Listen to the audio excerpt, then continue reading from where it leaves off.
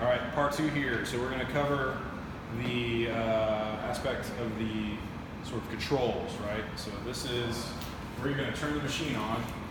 One thing I should have said in that part one was always make sure that you take the switch to 0 or to off to open circuit when adjusting and having your hands anywhere near the actual cutting tool.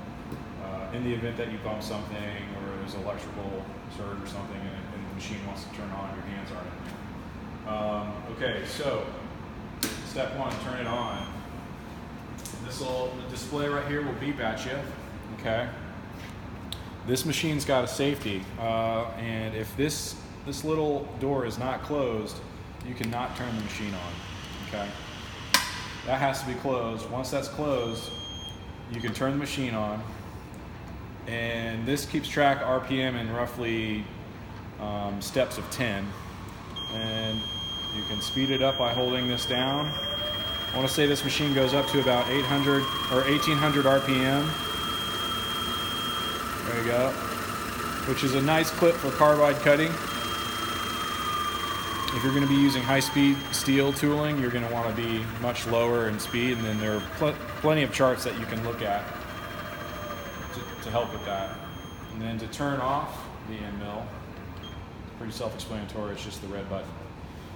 This has a tapping feature I recommend not using. If you want to tap something, go to the tapping drill press, and there's another video in the collection for that.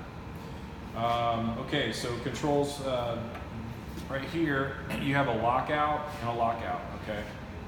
So if I want to actuate it like a drill press, I have to unscrew this, and I have to take off the lock right here, the gib lock right here. And that allows me to just operate it like a drill press, which is fine for drilling vertical holes. I recommend not end milling with the spindle stick out as such. Have it all the way retracted, lock everything out, including the gib lock. And that will offer more rigidity to the machine, which will give you a nicer finish. Okay, so moving on, control-wise, let's talk about how to move the bed around. Also, let's see, this machine, unlike, say, more conventional knee mills, this machine will move the cutting head assembly up and down. And that's what this dial will do for you. So moving up and moving down. I would say that if you want to do small, like if you want to have stick out of your spindle, a couple millimeters, just get fine control and you take advantage of this digital height gauge, that's fine, but don't go too far. Don't have spindle stick out along these lines right here, where it's more than a centimeter or so. Try to avoid that. So lock. Okay, to move the bed, basically in the x-axis, you have a couple options. You can use the auto feed, or you can just grab this dial and turn it and actuate it this way, okay?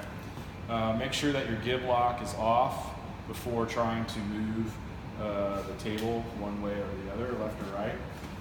And the automation aspect of it, not automation, just power feed is the right terminology.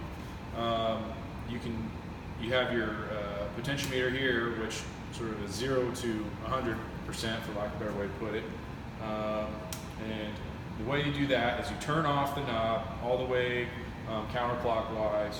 You pick a direction. So in this case, I want to go right. So to do that, I would switch right, turn this on, and you'll notice that eventually you'll get to a speed or a setting on here that will start to turn. Now, once that's turning like that, you can hit this green button in fast jog, just like this. All right, to travel faster or slow, and then turn it off to stop. You also have the option of just going into neutral. So if I am turning, I'm moving forward like so.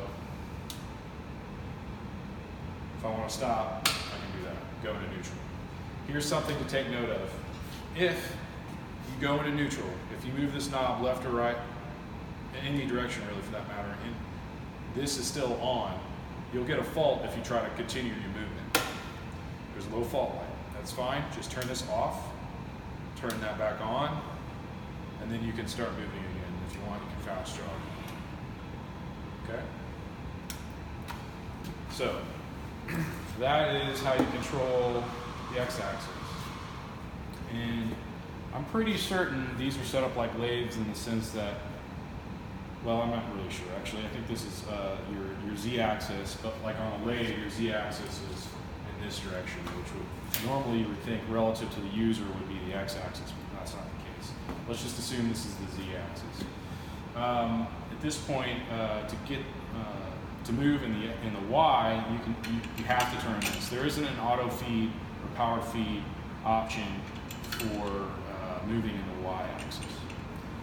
So that pretty much covers all these different dials, what they do, how to run the power feed, and we more or less talked about the controls in the beginning. So emergency stop, that's obviously we need to mention that. Hit that to turn off the machine temporarily, or to just stop in the case of emergency. And then before closing down for the day, you're going to want to come over here and definitely turn the power off so that it kills the power to the entire machine. Okay.